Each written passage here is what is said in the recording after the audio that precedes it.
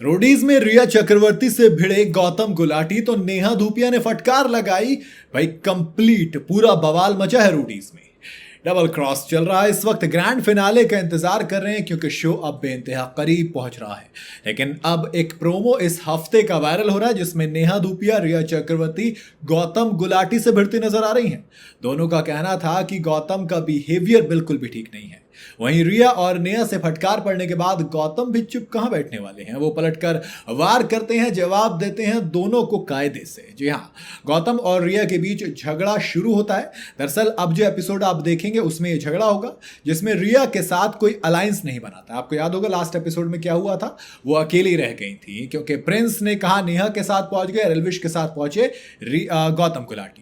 रिया Prince और गौतम से request करती हैं कि उनके साथ परफॉर्म करने दें, लेकिन दोनों के दोनों मना कर देते हैं। उधर नेहा एल्विश को चुन लेती हैं अगले एपिसोड में, तो फिर ये झगड़ा होना शुरू हो जाता है।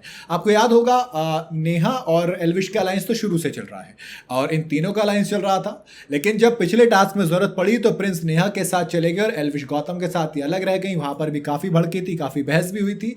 लेकिन फिर अब जब लड़ाई होती है तो नेहा जो अक्सर रिया के खिलाफ रहती वो रिया के सपोर्ट में नजर आई और कहा कि गौतम के बीच में नहीं पड़ना चाहिए। पर गौतम इस तरह से बात करना गलत है।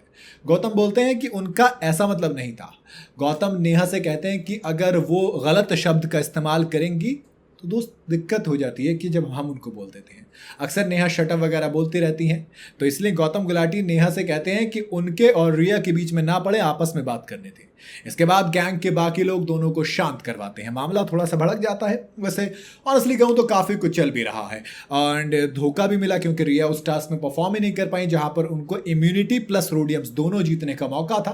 हालांकि ये टास्क प्रिंस और गौतम की जो टीम थी वो प्रिंस और नेहा की टीम जीत गई, एल्विश और गौतम की टीम हार गई क्योंकि वो जो टास्क इसमें अलग हुए थे रिया अलग रह गई। और अब जब नए टास्क नई लोकेशन पर पहुंचेंगे तो फिर मामला और ज्यादा भड़केगा एक बार फिर से। दरअसल गौतम का ये मानना है कि नेहा जो है वो खुद ही खुद कुछ भी बोलती रहती है, तो नेहा से तो गौतम की बनती भी नहीं है। पिछले एपिसोड में यानी कि लास्ट वीकेंड पे खूब लड़ाई भी हुई थी नेहा में और गौतम गुलाटी में। इतनी कि नेहा एक बार को हट गई थी, फिर समझाया था रणविजय ने, तब जाकर वो आई थी वापस।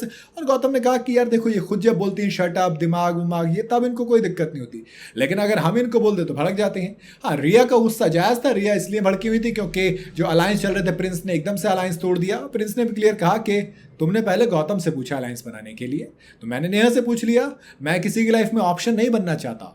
दोस्त, जिंदगी में ना ऑप्शन कोई भी नहीं बनना चाहता। अगर आप किसी को ऑप्शन बनाकर लेके चलोगे तो कहीं ना कहीं उसको भी आखिर में दिल पे लग जाएगी ना, क्योंकि आप प्रायोरिटी बनना चाहते हो, आप ऑप्शन नहीं बनना चाहते। और जब आप खुद किसी की लाइफ में ऑप्शन बनते हो तब आपको रियलाइज होता है कई बार कि नहीं यार सही तो कह रहा था।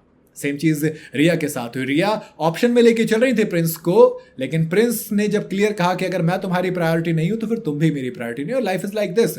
आप जिंदगी में किसी को ऑप्शन ज्यादा रखोगे तो एक दिन वो रियलाइज करेगा और फिर आपको रियलाइज होगा गलत हो गया दोस्त। तो जिंदगी ऐसी चलती है। बाकी आपकी क्या राय है, आप अपनी राय मुझे कमेंट में बता सकते हैं। क्या वाकई में रिया के साथ गलत हुआ था? क्या गौतम के ऊपर चढ़ना नेहा और रिया को भारी पड़ेगा? राय कमेंट में जरूर बताइएगा। वीडियो अगर आपको पसंद आई हो तो इसे लाइक और शेयर जरूर करें और जाते जाते चैनल को फॉलो और सब्सक्राइब जरूर करते जाइएगा।